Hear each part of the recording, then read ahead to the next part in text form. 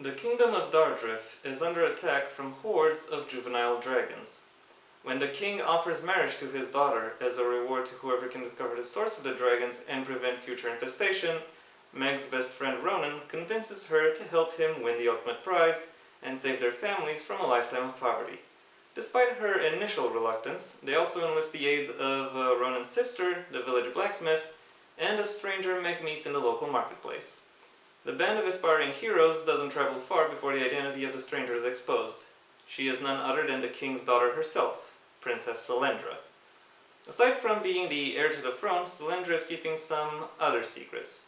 During a battle with a group of dragons, she reveals she has magical powers, the ability to conjure and manipulate elements such as fire and water. Furthermore, she confesses that, like Meg, she would prefer to pursue romantic relationships with other women, which she hasn't told her father. As they journey throughout the land, Meg and Selendra embark on a passionate fling, though Meg tries not to form any deep emotional attachment to the princess due to their respective social classes. Following revelations about the dragon attacks and her family history, Selendra must choose between doing what's expected of her or taking charge of her own destiny. The future of Dardrif is at stake. Can Meg and Selendra find a way to remain together while protecting the people and home they love? Oh, hello. I didn't notice you there. I set up the camera, but I still say I didn't notice it every time. Welcome once again to the Heir's Lair. I'm your host, Jonathan Taylor. Today's video is Valentine's Day themed, as you might have been able to figure out, and it's a review of A Flame Among the Stars by Thea Landon. This book marks a record for me, so to speak, because aside from ARCs, this book marks the shortest amount of time between publishing and me making a review of it. It only came out like last week, so something like that. For that reason, aside from my general policy that it's just common courtesy, I will keep spoilers of this book to a minimum. So I'll try to keep this review as spoiler-free as possible. The TLDW for this book is, it's a very fun, very engaging adventure story. While it does go down some predictable paths every now and then, I ultimately think that the outcomes of all these paths are sometimes quite surprising. Also, when this book starts to get intimate, it becomes very steamy. So if anything I've said so far and anything I've read in the synopsis or description sounds like anything you'd be interested in, then all I can say is go right ahead, find it, read it, enjoy it. You won't regret it. As for the longer, more complex review, well, that is obviously a little more complicated. The POV character is Megartha, Meg for short, and her best friend, Ronan, and Selendra, the princess, pretty much serve as co-leads of the book. One for the adventure story and one for the romance. There are, of course, other characters with them on the quest. However, the main focus of the story stays with this triad. I call it a triad, but really it's more like a chevron, with Meg herself being the point and the other two the sides or vertices or whatever you want to call them. The others do get a name and a specific set of traits, but they don't really receive any much development beyond that. They start the story the same way they end it, except towards the end they gain a little bit more prestige in society. That being said, this book is not devoid of character arcs. In fact, the character arcs Selendra and Meg go down on parallel and contrast each other in very interesting ways. Selendra starts out the story as being pretty apathetic and reclusive until she finds one good reason to no longer be so. And then the path she goes on after that particular choice pulls her increasingly out of her shell. By contrast, Meg, both through her demeanor and because of her background, is much more assertive and willful. And her character arc revolves around being more forthcoming with her own emotions, as well as seeking out alternative ways by which to accomplish tasks. And these two character arcs are actually connected to each other. One enables the other. Interacting with Selendra allows Meg to see how she should develop, when also given her circumstances, and she is also the one who guides Selendra throughout her developments. That being said, Selendra is always the instigator. And so Meg never does anything that Selendra herself doesn't agree with. It is, and the care that Meg displays for Selendra is nothing short of heartwarming. They have a very close, very affectionate, friendship and later romantic relationship. And watching it develop and blossom, so to speak, it is leads me to the conclusion that it is among the best, if not actually the best, relationship development plot lines that I have personally read. There are actually plenty of moments where these two are just talking to each other, and I can't help but imagine them whispering these lines to each other. Not necessarily because they are physically close, though that does play a role in it, but also because they're emotionally close.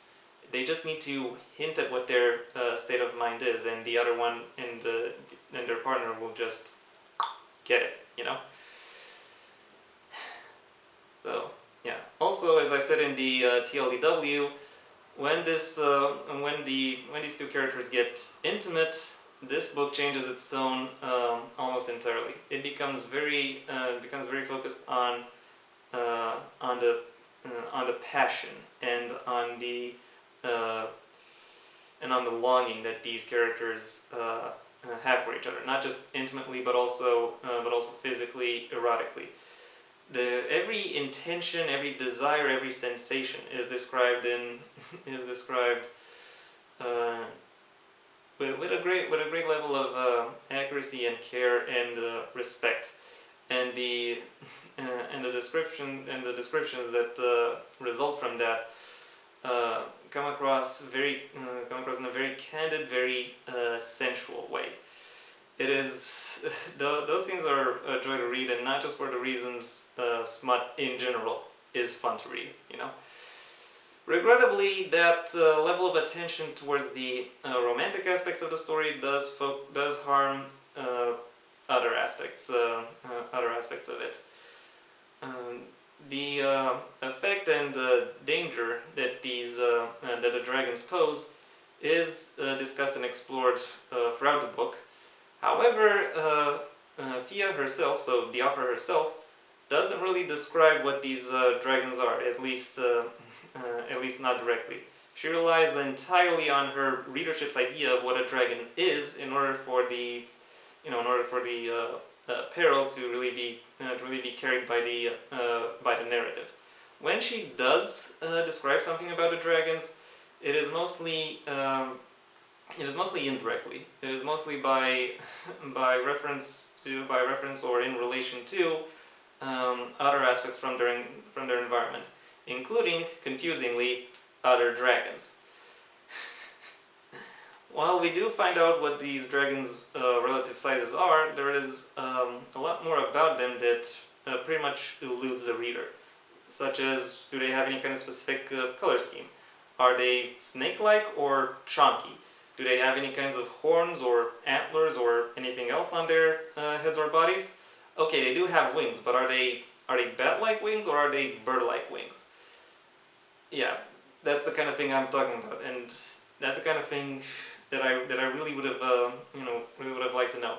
Especially because not knowing harms the action scenes as well. I appreciate that there has been some thought given as to how each member of the adventure party would be able to contend with dragons. However, because I don't know what I should visualize whenever the word dragon shows up, the action scenes don't really have the same impact that they really should have. Also, there is a whole bunch of other smaller incongruities that really harm my my immersion and my suspension of disbelief when it comes to this story. For example, the fact that no one ever has a problem understanding each other's accents, even when we're going to a different country. Because yeah, sorry to say this little spoiler, but yeah, it comes up. Even when the characters are going to a different country, it's not mentioned that they have to speak another language. So not sure what's going on there. Also, there are a few. Also, I'm not really sure what I'm supposed to imagine when this book describes panties. Like, because any kind of culture that would be similar to what the book describes would not have had panties. At least not in the way we know them. I recognize that this is the pedantic bullshit that only a minority of readers will care about, but well, I'm in the minority of readers. I care about that kind of stuff. And I care about it because I'm really concerned that Fia didn't really give too many thoughts about what this society is actually like, and what this culture actually is supposed to be. She's not really looking at her environment and wondering what kind of culture would emerge from that point forward. She just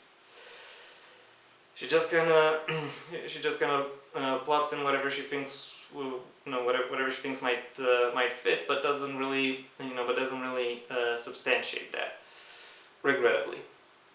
Overall, while I have to say this story has a very strong core of adventure and romance, there are various other aspects around that particular core that really could have used a little bit more attention.